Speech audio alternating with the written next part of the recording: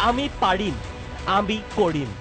আমি পাৰো, আমি কৰিম, আমি পাৰো, আমি কৰিম, আমি পাৰো, আমি কৰিম।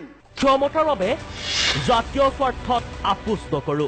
জাতীয় সমস্যালৈ আমি কেতিয়াও আপোচ নকৰো। খানাপাৰাত অগপৰ বুথ পৰ্যায়ৰ কৰ্মী সন্মিলনত নেতৃত্বৰ ঘোষণা।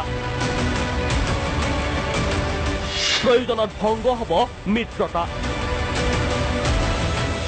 মন্ত্ৰিত্ব ত্যাগ কৰিবলৈ 1 ছেকেণ্ডো প্ৰয়োজন নহ'ব। আমি সময়ৰ সিদ্ধান্ত আমি সময়ত গ্ৰহণ কৰিম।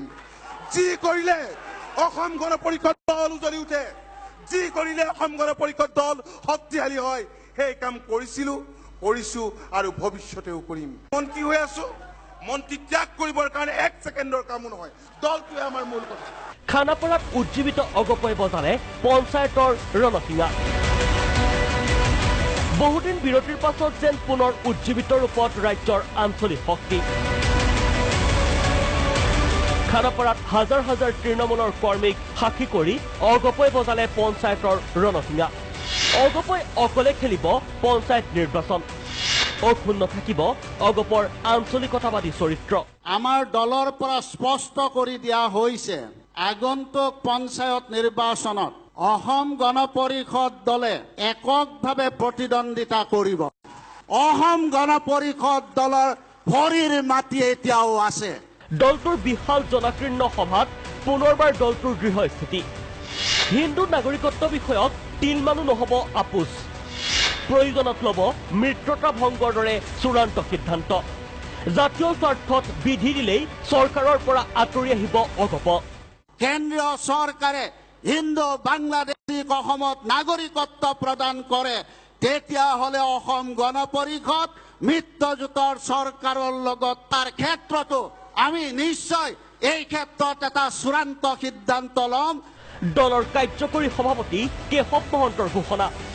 মিত্ৰতা বৰ্তি থাকিবলৈ হ'লে কাৰ্যকৰী হ'ব লাগিব অসম চুক্তি।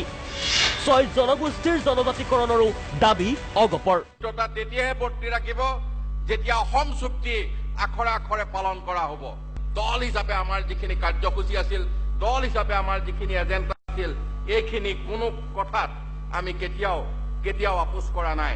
আমি 6 জনগোষ্ঠীৰ কথা এইবাৰো লিখিতভাৱে দিছো যে 6 জনগোষ্ঠীক আমাৰ জনজাতিকৰণৰ কৰিব লাগে, বাকী জনজাতিসকলক কোনো অসুবিধাত নপৰাকৈ।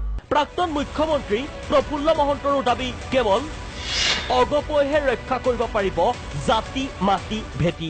আজি আপোনালোক আগবাঢ়ি আহিব লাগিব অসমৰ জাতি মাটি ভেটি ৰক্ষা কৰিবৰ কাৰণে, আৰু ইয়াক ৰক্ষা কৰিব পাৰিব কেৱল অসম গণ পৰিষদ দলেহে। অসম গণ পৰিষদ দলে কোনো নীতিগত কাৰণত ক'তো আপোচ কৰাৰ প্ৰশ্ন উঠা নাই। আঞ্চলিক দলৰ সহযোগ অবিহনে কেতিয়াও কেন্দ্ৰত কোনো ৰাজনৈতিক দলে চৰকাৰ কৰিব নোৱাৰে। আনহাতে সম্ভাৱ্য মন্ত্ৰীসভা সম্প্ৰসাৰণত অগপই বিচাৰিলে দলটোৰ পৰা 2জনৰ মন্ত্ৰিত্ব। আমাৰ দাবী থাকিল যে আমাৰ আৰু অতিৰিক্ত 2জন মন্ত্ৰী আমাক দিব লাগে। আমি 4জন যিহেতু পাব লাগে, আমাৰ 4জনৰ কাৰণে আমাৰ যিটো দাবী বা তেওঁলোকৰ যিটো অনুৰোধ, সেই দাবীও বুলি ক'ব পাৰি, অনুৰোধ ক'ব পাৰি। মিত্ৰসকলৰ লগত অনুৰোধে কৰোঁ, কিন্তু অনুৰোধ আমাৰ এই অনুৰোধটো এতিয়াও আছে। দলৰ মন্ত্ৰী বিধায়কৰ পৰা আৰম্ভ কৰি সকলো পৰ্যায়ৰ নেতৃত্বই অংশগ্ৰহণ কৰা তৃণমূল পৰ্যায়ৰ কৰ্মীৰ সন্মুখত বৃহস্পতিবাৰে খানাপাৰাত মিত্ৰদল বিজেপিক প্ৰত্যাহ্বান জনাই এনেদৰেই আগন্তুক পঞ্চায়ত নিৰ্বাচনৰ বাবে বজালে ৰণসিঙা।